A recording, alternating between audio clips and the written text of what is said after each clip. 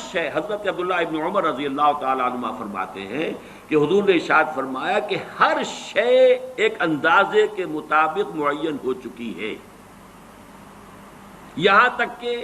کسی کا عاجز ہو جانا۔ اب عجز کے مختلف پہلو ہوتے ہیں۔ عجز یہ ہے، بزدلی کو بھی عاجزی کہا جائے گا۔ آدمی کسی کام کرنے سے کسی وجہ سے عاجز ہے، وہ بھی یہ شاکلہ کا حصہ ہے، یہ اس کے جینز ہے،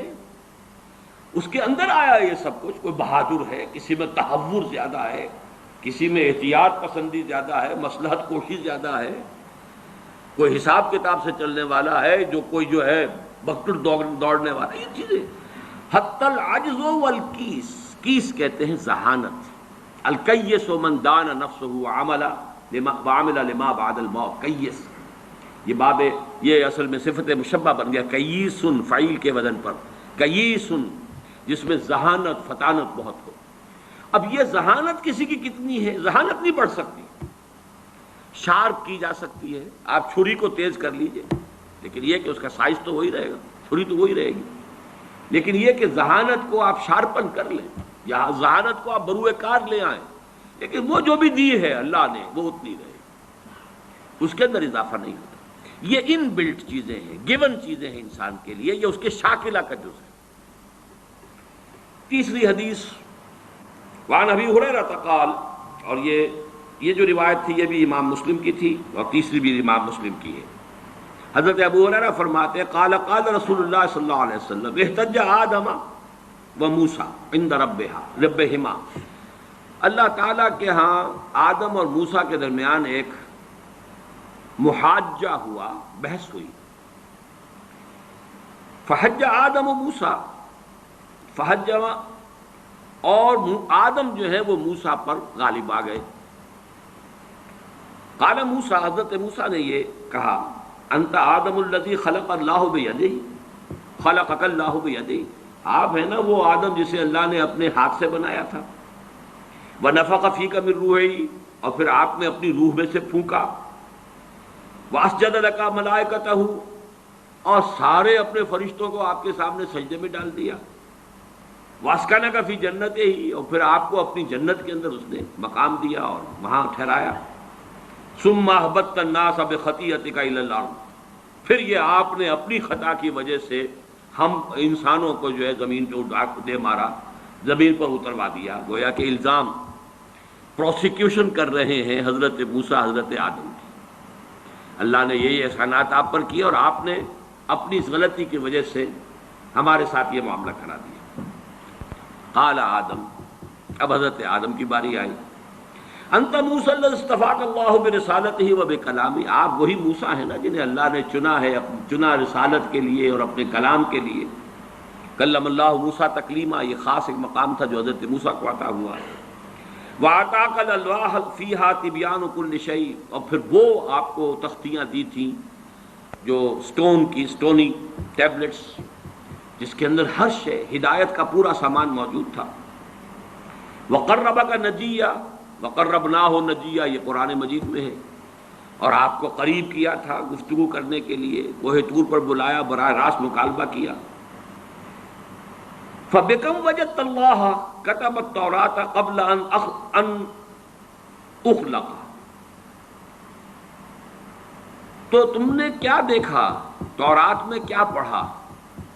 کہ کائنات کی تخلیق سے کتنا عرصے پہلے اللہ نے تورات لکھ دی تھی؟ قال موسیٰ 40 عاما، تورات میں ہوگا کہیں یہ کہ تورات اللہ نے کائنات کی تخلیق سے 40 برس پہلے لکھ دی۔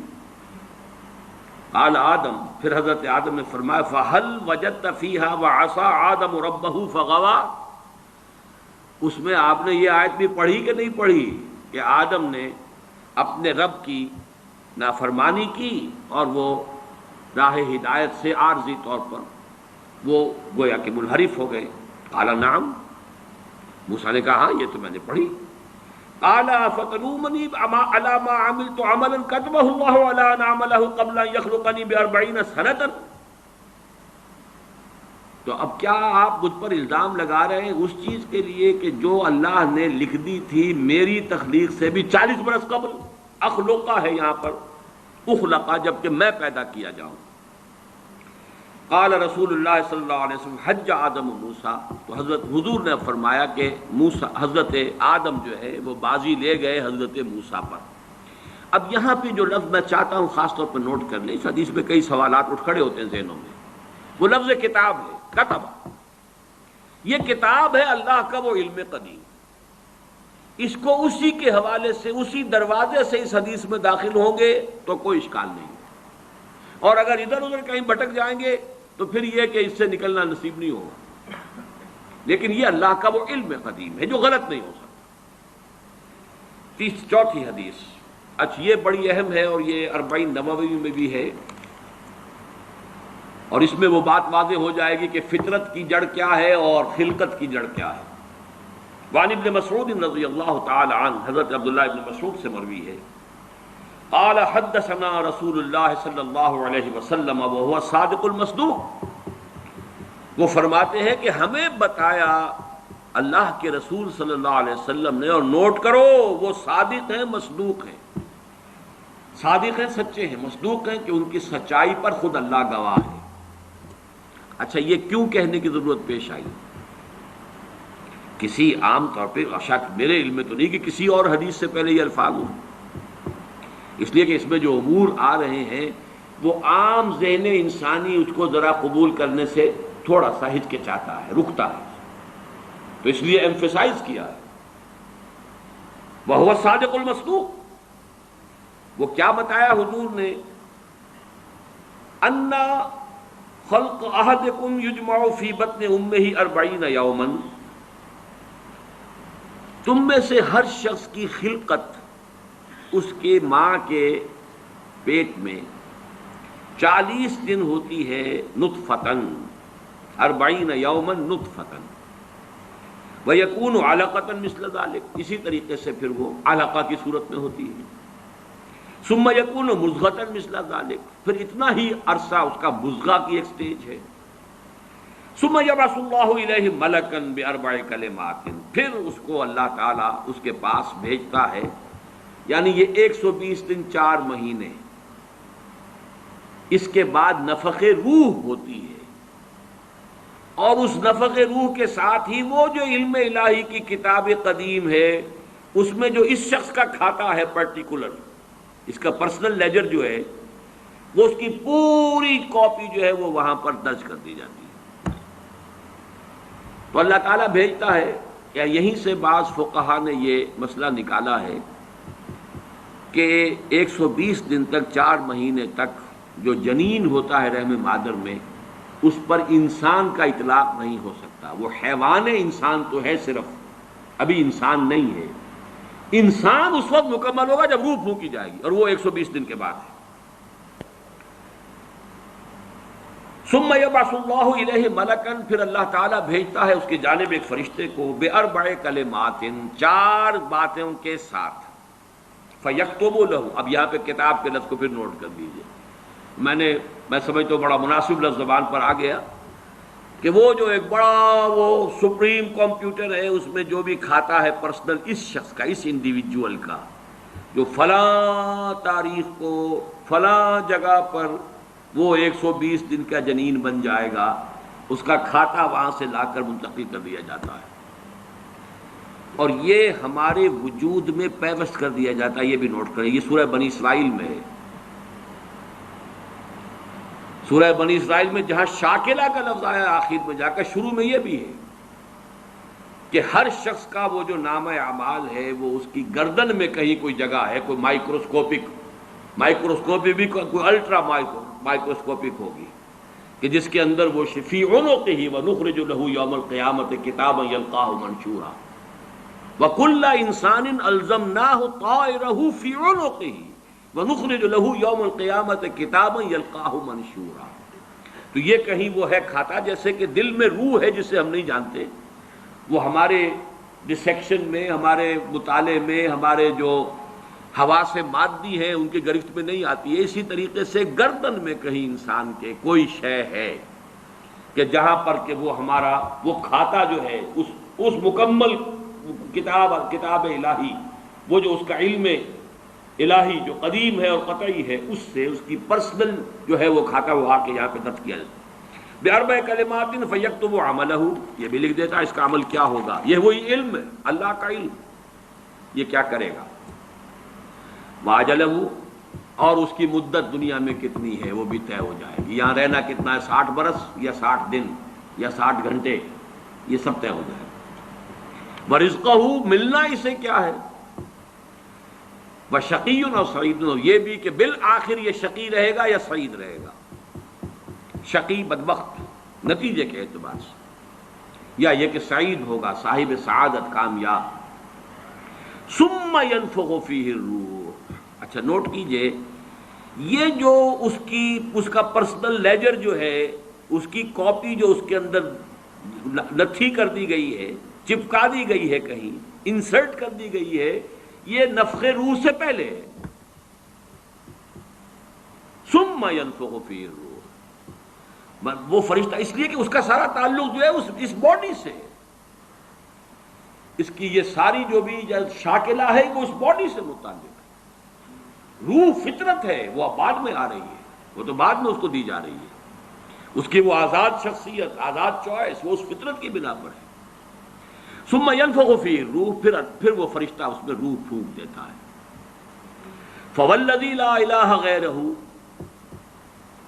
تو اس اللہ کی قسم، اس ہستی کی قسم جس کے سوا کوئی الہ نہیں، ان احدکم لیعمل بعمل اہل الجنۃ حتی ما یکون بینہ وبینہا الا ذراع،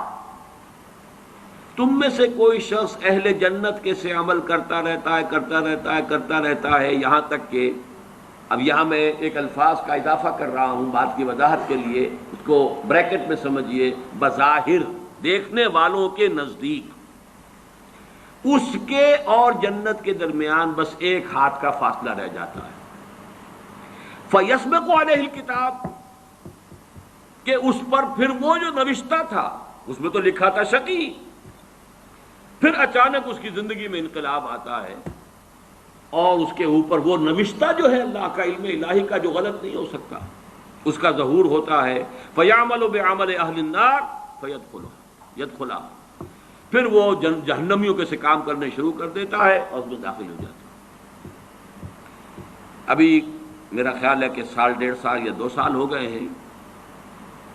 ہماری جو تنظیم اسلامی آزاد کشمیر کو ہم نے ایک علیحدہ حلقہ آٹونومس بنایا ہے، اس کے جو امیر ہیں سید مظفر حسین ندوی، بہت بڑی بزرگ شخصیت ہیں، بڑی علمی شخصیت ہیں، انہوں نے وہاں کی ایک بڑی سیاسی شخصیت سے یہ بات کہی، انہوں نے مجھے خود بتایا کہ کچھ لوگ تو ہوتے ہیں کہ جن کی جوانی اور اس کے بعد کے دن بڑے برے گزرتے ہیں آوارگی میں، پھر رفتہ رفتہ بڑھاپے کے آس پاس آ کے پھر وہ کچھ نیکی کی طرف مائل، توبہ تلا کر کے پھر وہ کچھ اچھے راستے پہ آ جاتے ہیں۔ کچھ لوگ الٹے ہوتے ہیں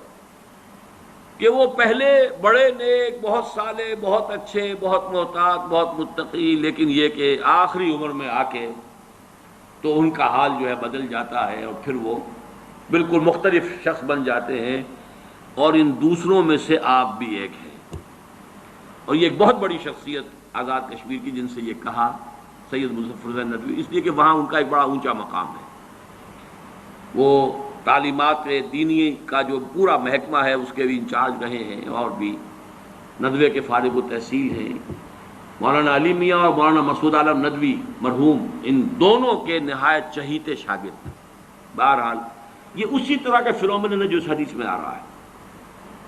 وَإِنَّ أَحَدَكُمْ لَيَعْمَلُ بِعَمَلِ أَهْلِ النَّارِ، اور تم میں سے کسی شخص کا معاملہ یہ بھی ہو سکتا ہے کہ وہ عمل کرتا ہے اور کرتا رہتا ہے جہنمیوں کے سے،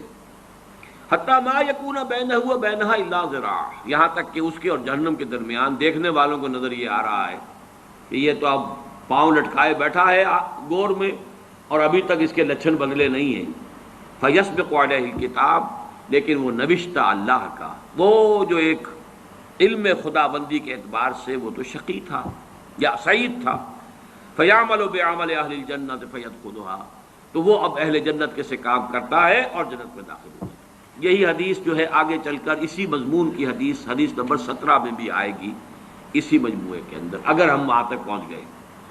اب یہ حدیث جو ہے اس اعتبار سے متفق علیہ، پہلی حدیث آئی ہے متفق علیہ اس باب میں، پہلی 3 حدیثیں جو ہیں وہ 3 پڑھی ہیں، کتنی پڑھی ہم نے پہلے؟ 1 2 3، یہ چوتھی حدیث ہے اور یہ ہے متفق علیہ. باقی 3 کی 3 صرف صحیح مسلم کی تھی اور بڑی عظیم حدیث ہے، یہ بہت عظیم حدیث ہے. ایک تو فطرت اور جبلت یہاں واضح ہو گئی. ایک سرشتے خلقت ہے انسان کی، ایک فطرت ہے. فطرت ہے، اس کا تعلق اس کا روح ملکوتی سے، وہ روح ہے. ثم ينفخ فيه الروح، روح پھونکتا ہے اس سے پہلے 120 دن کا جو یہ جنین ہے، جو امبریو ہے اور وہ لیونگ ہے، اس کے اندر لائف کے تمام جو بھی اوصاف ہے وہ موجود ہے، وہ تو پہلے دن سے ہے. سپرمیٹوزوئن بھی اگر تھا تو وہ بھی زندہ تھا، متحرک تھا، فعال تھا. اور اگر اووم تھا ماں کی طرف سے تو وہ بھی زندہ شے تھی، لیونگ ایک آرگنزم ہے. لہذا کوئی وقت بھی اس کے اوپر ایسا تو نہیں آیا، وہ تو حیات سے حیات چلی آ رہی ہے. وہ ماں کی حیات اور باپ کی حیات، ان دونوں سے مل کر حیات کا ایک سلسلہ جو ہے وہ شروع ہو گیا ہے. لیکن 120 دن کے بعد وہ مرحلہ آتا، اس سے پہلے خلقت ہے صرف. اور اس خلقت سے تعلق ہے ان 4 چیزوں کا جس کا تعلق کتاب سے. یہ ہے گیون چیزیں اس کے لیے. البتہ یہ کہ اس کے بعد جب روح پھونکی گئی، یہ روح وہ ہے کہ جو اس کا اپنا چوائس ہے. اب دیکھیے، اگر کسی کی خلقت کے اندر بدی کے رجحانات بہت تھے، اس کی روح سٹرگل کر رہی ہے شاکلہ کے اندر شاکلہ سے باہر نکل نہیں سکتی. Great resistance it has to overcome. کرتے یوں سمجھیے کہ جیسے دیمک جو ہے کسی چوکھٹ کو اندر سے کھا رہی ہے. ایک وقت آتا ہے کہ وہ اوپر ظاہر ہو جاتی. تو اس کے اندر جو ہے خلقت میں اگر نیکی کا رجحان زیادہ تھا لیکن اس کی اپنی چوائس بدی کی ہے، تو اسے سٹرگل کرنی پڑی ہے اپنی نیکی کو دبانے میں. اس وقت تک نیکی ظاہر ہو رہی ہے لیکن بالآخر وہ کامیاب ہو جاتا ہے، اس لیے کہ وہ شقی تھا اور آخر میں وہ دیمک جو ہے شقاوت کی وہ ظاہر ہو جاتی ہے. اگر بدی کے رجحانات اس کی خلقت میں زیادہ تھے، گیون شاکلہ جو ہے وہ نیگیٹو زیادہ تھا، وہ کوشش کر رہا ہے. اب یہ سٹرگل جو ہے انسان کی شخصیت کے اندر ہو رہی ہے. اللہ جانتا ہے اس کو. دیکھنے والوں کو تو یہ نظر آئے گا وہی کام کر رہا ہے، جو پہلے 10 سال پہلے کر رہا تھا آج بھی وہی کر رہا ہے. انہیں نظر نہیں آئے گا کہ اس نے کتنی محنت کی ہے، کتنی بار گرا ہے پھر اٹھا ہے، پھر گرا ہے پھر اٹھا ہے، کتنی مرتبہ جو ہے اوور پاور کیا ہے اسے اس کی اس خلقت نے اور شیطانی وساوس نے جو اس کو اور سپورٹ کر رہے ہیں. لیکن اس نے اپنی he has not given up his struggle، اس کے اندر لگا رہا ہے یہاں تک کہ بالآخر کامیاب ہو گئے. لیکن دیکھنے والوں کو جو نظر آئے گا اس کے اعتبار سے حدیث نے بات کو واضح کر دیا. کوئی اشکال نہیں، الحمدللہ میرے ذہن میں کوئی اشکال اس حدیث کے درجے میں باقی نہیں رہا. اب آگے چلیے 5ویں حدیث ہے. وعن سهل بن سعد رضی اللہ عنہ قال قال رسول اللہ صلی اللہ علیہ وسلم ان العبد لیعمل عمل اہل النار وانه من اہل الجنہ ویعمل عمل اہل الجنہ وانه من اہل النار وانما الاعمال بالخواتیم. آخری فیصلہ ہوگا اس کے اس آخری وقت کا جو معاملہ ہے اس کے اعتبار سے. اب جو اس کی وضاحت کی ضرورت نہیں، یہ بھی متفق علیہ ہے. 6 حدیث. وعن عائشہ رضی اللہ عنہا قالت دعی رسول اللہ صلی اللہ علیہ وسلم الى جنازۃ صبی من الانصار. حضرت ام المومنین حضرت عائشہ صدیقہ رضی اللہ تعالی عنہ فرماتی ہیں کہ حضور کو دعوت دی گئی، آپ سے درخواست کی گئی، انصار میں کسی بچے کا انتقال ہو گیا کہ آپ اس کی نماز جنازہ میں شرکت فرمائیں، پڑھائیں. فقلت یا رسول اللہ، میں نے عرض کیا اللہ کے رسول. یعنی اب اس میں یوں سمجھیے کہ جو چیز امپلائڈ ہے، آپ خامخواہ یہ وقت لگائیں گے، جائیں گے، دعا کریں گے، آمد و رفت کی آپ کو مشقت جھیلنی پڑے گی. تو بالہذا یہ تو ایک بالکل ہی پاک وجود، کوئی اس نے برائی کمائی ہی نہیں، انفینسی میں یا چائلڈ ہوڈ میں اس کا انتقال ہو رہا ہے. تو بالہذا عصفور من عصافر الجنہ لم یعمل السوء. وہ تو جنت کی چڑیوں میں سے ایک چڑیا تھی، چلی گئی، اس نے کوئی کام کیا ہی نہیں. ولم یدرکہ، نہ اس نے کوئی برا عمل کیا، نہ برے عمل کے قریب پھٹکا، اس کا ادراک بھی نہیں، اسے ابھی بدی کا کوئی شعور ہی نہیں تھا. فقال، اب حضور نے فرمایا او غیر ذالک یا عائشہ، اے عائشہ کہیں ایسا تو نہیں کہ بات اس کے برعکس ہو. ان اللہ خلق للجنت اہلا، دیکھو اللہ تعالیٰ نے جو مخلوق پیدا کی ہے اپنے انجام کے اعتبار سے ان میں سے کچھ جو ہے وہ جنت کے لیے، خلقہم لہا وہم فی اصلاب آبائہم، اگرچہ وہ ابھی اپنے باپوں کی پیٹھوں میں صلب میں ہوتے ہیں تب بھی ان کے بارے میں علم خداوندی میں کچھ شے طے ہے۔ وَخَلَقَ لِلنَّارِ أَهْلًا خَلَقَهُمْ لَهَا وَهُمْ فِي أَصْلَابِ آبَائِهِمْ، اسی طریقے سے چاہے ابھی کچھ لوگ اپنے والدین اپنے آبا دادا کی ابھی پشت کے اندر ہی ہے، ابھی وہ باپ تک بھی منتقل نہیں ہوا ہے، لیکن یہ کہ اللہ کے علم میں ہے، ہم نہیں کہہ سکتے کہ کس کا کیا انجام ہونا ہے، یہ ہمارے علم کی بات نہیں ہے، یہ اللہ تعالیٰ کے حوالے علم خداوندی میں۔ ہمارا کام شریعت کا کیا ہے؟ مسلمان کا جنازہ ہے جاؤ پڑھو، چاہے بچہ ہو، مشرک کا بچہ ہے اس کا آپ جنازہ نہیں پڑھ سکتے، بس بات ختم ہو گئی۔ ہمارے لیے شریعت ہے اور وہ ہے اس ظاہر کے اعتبار سے، حقیقت میں کس کا کیا انجام ہونے والا ہے وہ اللہ بہتر جانتا ہے۔ 7ویں حدیث، وعن علی رضی اللہ عنہ قال قال رسول اللہ صلی اللہ علیہ وسلم ما منکم من احد الا وقد کتب مقعده من النار ومقعده من الجنہ، قالوا یا رسول اللہ افلا نتکل علی کتابنا وندع العمل۔ حضرت علی سے اب یہ بڑی حکیمانہ یعنی حدیث ہے، حضرت علی سے مروی ہے رضی اللہ تعالی عنہ کہ حضور نے ارشاد فرمایا ما منکم من احد، تم میں سے کوئی شخص ایسا نہیں ہے،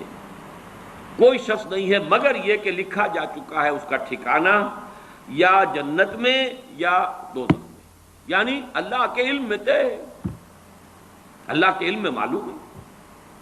محنت کرو گے کوشش کرو گے، لیکن یہ کہ جو انجام ہے وہ اللہ کے علم میں ہے، کتاب میں، من قبل ان نبراہا، وہ تو اس علم الہی کی جو کتاب ہے ام الکتاب، اس کتاب کے اندر سے جو بھی ہے وہ در حقیقت وہ اس کا ظہور ہوگا بالآخر۔ تو لوگوں نے کہا قالوا یا رسول اللہ، اب یہ جو نتیجہ نکلتا ہے نوٹ کیجئے، افلا نتکل علی کتابنا وندع العمل، تو کیا پھر ہم توکل نہ کریں، بھروسہ نہ کریں اپنے کتاب پر، جو بھی لکھا ہوا ہے وہ تو ہونا ہی ہے، پھر عمل چھوڑ دیں، یہ مشقت بھاگ دوڑ یہ وہ اس کے لیے کائے کے لیے؟ قال اعملوا، نہیں، عمل کرو، محنت کرو، جد و جہد کرو، امکانی حد تک کرو، فکل میسر لما خلق له، ہر شخص تدریجاً اس کی تیسیر ہوتی چلی جائے گی، میسر، اس کو ذرا لفظ کو نوٹ کر لیجئے، اس لیے کہ اس حدیث میں یہ ذرا ثقیل شکل میں بھی آگے آ رہا ہے 2 مرتبہ۔ یسر کہتے ہیں آسانی کو، عسر کہتے ہیں تنگی کو، فلم عسر والیسر، جن حضرات نے بیعت کی ہے تنظیم اسلامی میں شامل ہوتے ہوئے وہ ان الفاظ سے خوب واقف ہیں، فی العسر والیسر، اطاعت کریں گے عسر میں بھی یسر میں بھی۔ اب یسر سے باب تفعیل تیسیر، یسرا یوسر تیسیراً، کسی شے کو میسر کر دینا، آسان کر دینا، سہج سہج پہنچا دینا، جیسے کہ جو سورۃ اللیل ہے آخری پارے میں فَسَنُيَسِّرُهُ لِلْيُسْرَى فَسَنُيَسِّرُهُ لِلْعُسْرَى، آہستہ آہستہ ہم اسے اليسرا میں پہنچا دیں گے یا آہستہ آہستہ وہ العسرا میں پہنچ جائے گا۔ تو کل میسر لما خلق له، ہر ایک جو بھی اس کتاب کے اندر درج ہے اس کے مطابق اس کی تیسیر اور توفیق ہو جائے گی۔ اما من کان من اہل السعادۃ فسیسر لعمل السعادہ، تو جس کا اللہ تعالیٰ کے اس علم میں سعادت کا ہے انجام، وہ سعادت کے لیے آسان کیا جائے گا، اس کے لیے سعادت اور نیکی کے راستے کھول دیے جائیں گے، کھلتے چلے جائیں گے۔ وَأَمَّا مَنْ كَانَ مِنْ أَهْلِ الشَّقَاوَةِ شَقِيٌّ وَسَعِيدٌ، یہ ہم اس حدیث میں پڑھ چکے ہیں متفق علیہ میں، یہ بھی لکھ دیا جاتا ہے۔ تو فرمایا فَسَيُيَسَّرُ لِعَمَلِ الشَّقَاوَةِ ثُمَّ قَرَأَ فَأَمَّا مَنْ أَعْطَى وَاتَّقَى وَصَدَّقَ بِالْحُسْنَى فَسَنُيَسِّرُهُ لِلْيُسْرَى۔ اب یہاں دیکھیے آیت جو کوٹ کی ہے آپ نے وہ بالکل وہی ہے، 4 شرطیں پہلے انسان پوری کرتا ہے، 3 کم سے کم 3 آتے، فَأَمَّا مَنْ أَعْطَى، واتقى وصدق بالحسنى فسنيسره لليسرى۔ جو شخص اعطا، جود، سخاوت، لوگوں کی تکلیفوں کو رفع کرنے کے لیے اپنا مال خرچ کرنا، اس کے لیے کوشاں رہتا ہے، پھر بچتا ہے، لوگوں کی دل شکنی سے بھی بچتا ہے، لوگوں کو نقصان پہنچانے سے بچتا ہے، اللہ کے احکام کو توڑنے سے بچتا ہے، اور صدق بالحسنى، اور جو بھی سچی اور اچھی بات سامنے آئے اس کی تصدیق کرتا ہے۔ یہ تین شرطیں پوری کرو گے فَسَنُيَسِّرُهُ لِلْيُسْرَىٰ، تو ہم اس کو سہج مشکلات جو ہیں اس راستے کی آسان سے آسان کر دیں گے، دروازے کھولتے چلے جائیں گے، جیسے کہ فرمایا وَالَّذِينَ جَاهَدُوا فِينَا لَنَهْدِيَنَّهُمْ سُبُلَنَا، اپنے راستے ان کے لیے کھولتے چلے جائیں گے۔